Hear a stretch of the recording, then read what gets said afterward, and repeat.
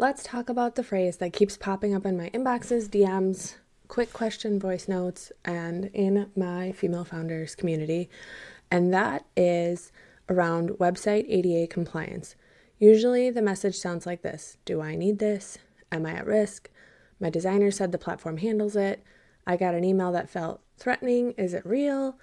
And if you're sitting here thinking, I don't even know what ADA compliance means for my website, you're not behind. You're normal. Most small business owners weren't taught this, and most web design processes don't make it a priority. Today, I'm going to break down in plain English what it is, what standards are actually used, what designers commonly ignore, and what you can do to fix first without spiraling. Welcome to Coffee and Conversions, the podcast for millennial moms building something meaningful alongside real life. We're talking web design, SEO, Pinterest, and organic marketing, the behind-the-scenes systems to help your business get seen without taking over your life. I'm Julie, the founder of P&W Designs. I'm a Minnesota mom working full-time in corporate America, actually in finance, while growing my business on the side. And if there's one thing I've learned, it's that growth doesn't come along from doing more. It comes from doing what actually works. Most of my business ideas start with coffee, and this podcast is all about strategies that actually convert, hence Coffee and Conversions. It's not about hustle for the sake of hustle, and it's not about pretty things that don't perform. So grab your coffee, pop in your headphones, and let's get into today's episode.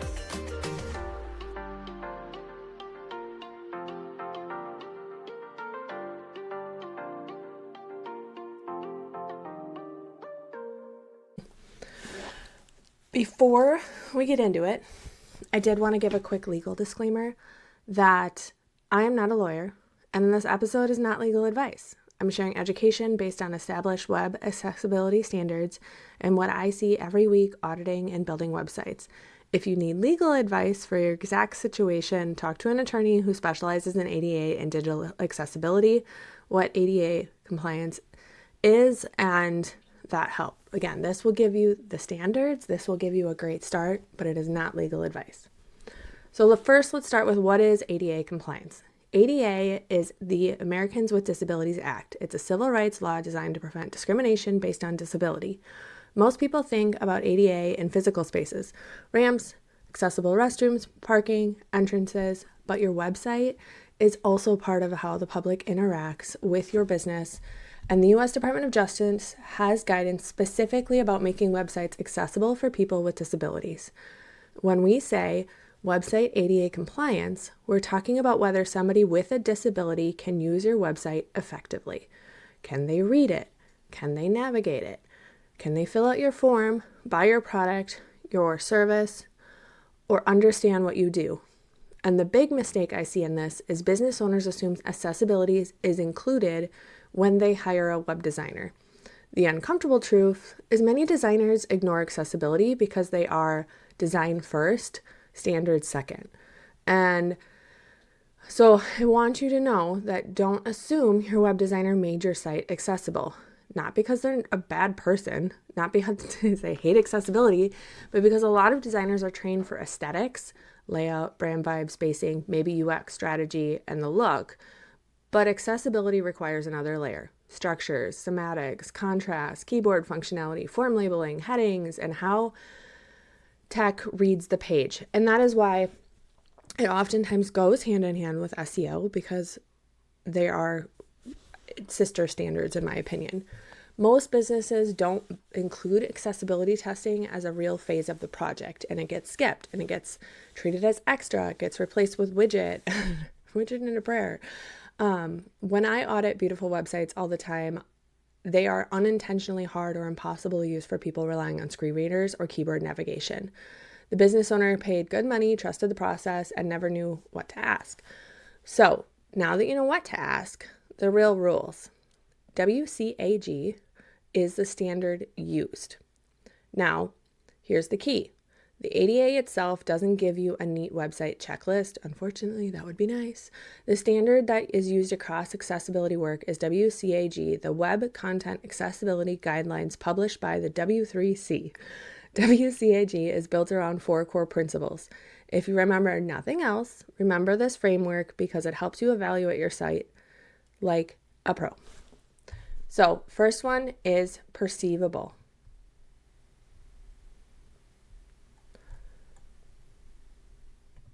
We'll get into each of them, but perceivable, operable, understandable, robust, these aren't just plain words. They translate into real site requirements. The W3C literally teaches these foundation of accessibility. Now, again, I want to pause and say, like, I'm not guaranteeing all my websites are accessible either, but I do try to meet as many standards as possible. So first, perceivable. Can people access your content with their senses? Perceivable means users can actually perceive the information. If somebody can't see well, can a screen reader interpret it for them? If somebody can't hear audio, are there captions? If somebody has low vision, is the text readable against the background?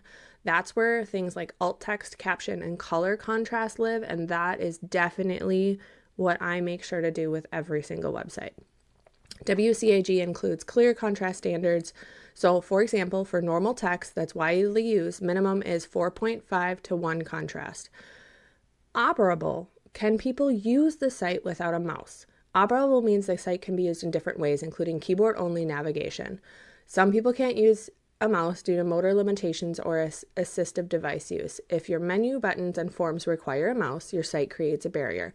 That one is one that I personally want to get better at and testing and understanding how that actually operates. Third one is understandable. Does the site make sense and behave predictably? Understandable means the site structure is logical. Headings are in order, buttons say what they do, forms have labels. The user doesn't get surprised by weird behavior. 4, headings being proper is also accessibility. Okay, robust. Will assistant technologies interpret it correctly? Robust means the site plays nicely with assistive tech, screen readers, voice tools, accessibility software. This often comes down to correct HTML structure, labels, roles, and how components are built. So actually, let's pause here. So on that whole HTML structure, labels, roles, I am a huge proponent of Show It because I love the design side of it. However, there is an issue with SEO HTML structure. So for example, and it should be fixed within the year, which is why I am still building sites on Show It, still kind of believe in Show It because I do believe that it'll get fixed. But when we talk about alt text, Show It has the space for alt text to be embedded within like the design, right? You click on a picture, you write the alt text, etc. So it should show up on a screen reader like it's supposed to. Unfortunately, it doesn't. So when you are using a screen reader, the alt text is not in the proper order within the HTML structure. So it's in there, but it's not reflecting in the correct spot. And therefore, that does create an accessibility issue. Like I said, I believe I've heard from the Show It community that it will be fixed.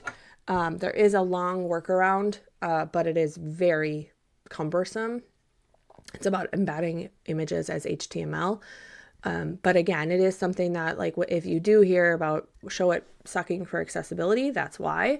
I do think it'll get fixed, but it is something that is a little bit of a barrier right now for screen readers, as alt text is in the wrong spot in the HTML code. Okay, so now let's talk about now at least the high level of standards. Let's talk about how to improve them. Quick pause, because if you've been staring at your website and thinking something feels off, then this might help. I offer a free 30-minute consult after inquiry where we work and look at what's going on behind the scenes, what's working, what's getting in the way, and what would actually move the needle for your business. No pitching things you don't need, just an honest conversation about what I see and how we can grow together. If you want a second set of eyes and a real direction, you can book your free consult at bypwdesigns.com/contact, fill out the inquiry form, and we will get chatting. All right, back to the episode. So, what to do? If you do nothing else, let's focus on 5 things. And these are 5 high impact, realistic, and things that I do with clients all the time. And they are, again, something that is not super overwhelming. So number 1, fix your color contrast and test it. This is one of the most common issues I see, is because soft and minimal is trendy. light gray text on web, beige on cream, or even, things that you wouldn't think of. Like I'm working on a website right now that has kind of like a sage green color. And I personally like the white text on the green background. I think it looks better. However, when I test it for accessibility, it fails. And black, or almost black, is actually the color, the text color that passes for accessibility. And it drives me nuts because I'm like, no, the white looks better. But technically, like we are leading, and I've talked to the business owner about it, we're leading with the black because she wants to be accessible. So it sometimes is even like, think that it looks like it has proper contrast and it actually doesn't. So, and this all comes down to, in my opinion, branding. Because if your brander isn't aware of accessibility, they're setting you up for a failure in this standard. And I have almost never seen branding packets. Even I'm actually working with a brander right now and she doesn't have it. So I've almost never seen branding packets with accessibility checklists on it. And in my opinion, if you are telling the client how they should pair their colors, it should be accessible because there's laws and regulations around it. I just think, again, it often comes from, okay, where does your branding come from? Did you DIY it? Did you use a brander? Did they have accessibility there? Branding, I know me and my friend Bethany do, where it's like, it's a specific page where we do lay out what combos you can use that meet the WAG guidelines. Okay. So again, the WCAG guidelines is normal text is commonly evaluated at 4.5 to 1, and large text has different thresholds. So here's the good news. There is a free tool that you can check all of your color combos that I use all the time when I'm working with clients, not on their branding, but just their website, and kind of double checking that we can use combos. So it's Adobe Color Contrast Analyzer. I will have the link in my blog. But it's, again, Adobe Color Contrast Analyzer, and that's where you can kind of see all the combos, whether it passes for large text, whether it passes for normal size text. But again, my practical guidance is test your body text color against your body background color first. If that fails, fix it before you worry about anything else. Because if they can't read it, they can't take action. So number 2, set readable font sizes. So this is something that I don't often come across, but it has come up, and that is that, WCAG does not mandate a specific minimum font size in pixels. What it does require is that the text can be resized and remains usable as people create large text for contrast calculations. So here's best practice guidance that I use when I build and audit sites, is that body text needs to be at a 16 and preferred 18. Line height needs to be at least 1.4 to 1.6 so it doesn't feel cramped. H1's 36 to 52, H2 28 to 36, H3 22 to 28. And again, small text like legal, footer, etc., still at 14 pixels. So again, it's making sure that it's large enough and kind of making that root font size for all of your core stuff at 16 pixels, which is sometimes uncomfy for people. They think it's too big. But again, it goes back to legal guidance and accessibility standards. You don't want your site to just be built on aesthetics. You do want it to be built based on legal guidelines. Number 3, add alt text to all images. Alt text is the text alternative that screen readers use to describe images. If you have images that communicate something important, a photo of you, an infographic, a product, a step-by-step graphic, it matters. If the image is decorative, alt text can be empty, ignored, depending on the platform settings. Allow you to do that, some don't. Otherwise, you just, again, describe the image. And if the image is informational, describe it clearly and simple. Alt text is like image or photo. Better alt text. Julie Wenslick, web designer working on a laptop with a website, wireframes open. It also supports clarity for search engines, but don't like keyword stuff. It really does have to describe the image from an accessibility standard perspective. This goes also to, again, most website designers nowadays will do your alt text. But if you don't have it done, what you should be able to do is like in Show It, you click on the image and on the right-hand side, there's a box that says alt text. It should be filled in. With Show It, you do need to fill it in per image. Same thing with Squarespace. But, then you go to WordPress and you fill it in per like you fill it at once for that image. I realize I didn't clearly explain that, but anyway, you can do it on most platforms. One thing I recently figured out is, for example, you do need to make sure that your platform, you're embedding it as an image. I've worked on a number of Eleanor websites lately, Go High Level, depending on, I think Eleanor is just for home organizers, but anyway, Go High Level, Eleanor, and you can put an image as a background without realizing it, and a lot of their templates will do that. And then you can't fill in the alt text, which means it's not accessible. So you need to make sure that it is the image box so that you can do the alt text. The other tip I have for you on alt text is certainly just use ChatGPT. So what I do on the paid version of ChatGPT is I train ChatGPT on the business, the brand, messaging, and then I copy paste the image into ChatGPT, have it write the alt text based on alt text best practices. So I think I've talked about alt text in other episodes as well.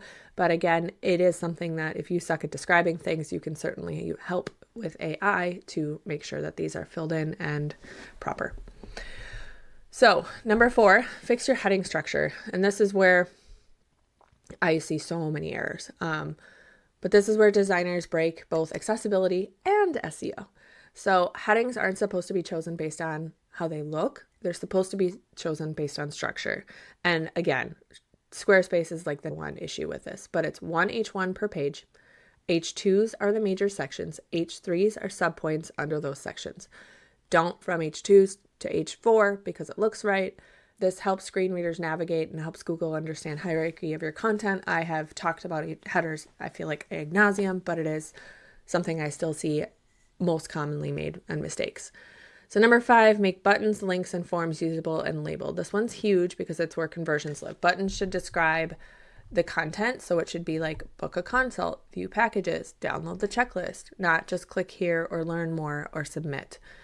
And also, by the way, that just helps UX, like in general, for even people who are not disabled. Forms need labels that assist tech can read. I will say I'm guilty of this in Squarespace, for example, because you can label your forms, and I haven't paid attention to that in the past. But placeholder text inside the field isn't enough. In a lot of cases, you need your contact form to have like where someone tabs through your site with a keyboard, they should be able to see where they are and that they can actually complete the form. So again, this is something that I haven't personally tested, and it's one where I do want to improve, is kind of that keyboard navigation, because I candidly just don't even know how to do it. So that is one through research and learning that I want to get better at myself. So let's talk about, does accessibility actually improve conversions? And here's what I can say. WCAG requirements reduce friction, readable text, clear structure, operable navigation, and understandable forms. These improve usability by design as well, or what I call UX strategy. Usability improvements typically increase completion rates for tasks like finding info, filling forms, and purchasing, because people can actually finish what they came to do. And that's just basic human behavior. So yes, it can absolutely help. We also have plenty of UX research showing that font sizing and typography impact comprehension and scannability. So for example, the Nielsen-Norman Group discusses how text sizes choices affect readability and visual hierarchy. And again, they use 16 as a baseline as well. And there is documentation that shows that WCAG standards of that 4.5 contrast increases conversions by 12%. Or just kidding. It doesn't, but I wish it did. But it's a standard. It's not a marketing study, but the logic is very defensible. Accessibility improvements reduce friction, and lower friction increases the likelihood a user completes an action. And obviously, that's why accessibility overlaps so heavily with good UX and good SEO. And that's why I don't consider myself just a web designer in the sense of making things pretty, right? I'm not a design first web designer. I mean, I am, but I'm not, right? I keep all of this else in mind. So right, next step, pick one page, preferably a homepage, and run it through these 5 checks: contrast, font sizing, alt text, header structure, and button form labeling. Do one page at a time, and do one page first well, and then expand. And if you really don't want to do it, hire me. Because ADA compliance isn't a one and done checklist. It's a way of building and maintaining your site so it works for more people more consistently. And that's where, again, like, I go back to, I just have so many examples already of clients who love their branding or love the way their website looks. And I have to kind of break the news of like, well, do you want to be compliant? Because if you do, we have to make some changes. And sometimes that just means using black text or versus white on the green, or using a darker color, even though their branding is very ethereal, I guess is the word I would use. So it is something that, especially when it comes to colors, I think that's where the friction tends to be of like, well, I went through my branding. I loved these colors. You know, I'm thinking of even a client I know that's going through a rebrand right now. And it's like, I know her designer doesn't check accessibility. So she may decide on these colors, and then we may go to the web design side and be like, can't use them, or can't use this combo that she said we could use. So, and I've literally DM'd some clients and been like, hey, are you aware that your website is not accessible? And, you know, ultimately you may think, I'm a small business owner. I have like 10 people on my site a month. It's not that important. I agree. I think the likelihood that you get sued is very limited, but do you even want to have to deal with that? As a small business owner, we don't have that kind of insurance. And it's not, quote unquote, hard to set yourself up to be accessible. So hopefully this helped. It meant to be just an education piece, things that I'm considering when I do web design. And like I said, it's come up quite a bit. So I thought I would do a standalone episode on it. If you want more details, if you want to see this in writing, please check out the blog. All of this is also over on the blog with examples. And thank you for listening to Coffee and Conversions. And that's a wrap on today's episode of Coffee and Conversions. Thank you so much for being here. I truly appreciate every single person who listens. If this episode helped you think differently about your business, I'd love if you left a rating and review or shared it with a friend who is running a business alongside you, because community is everything. It's the easiest way to help this podcast reach more women who want a strategy that actually works. You can find links, resources, and anything mentioned in today's episode in the show notes. For more tools, services, and behind-the-scenes strategy, head over to buypwdesigns.com. And if you want to peek into my real life, corporate job, mom life, running a business, and really just like the true me, you can find me at Instagram over at julie.pwdesigns, and I hang out there most days. Until next time, keep on building intentionally, and I will see you back here at Coffee and Conversions.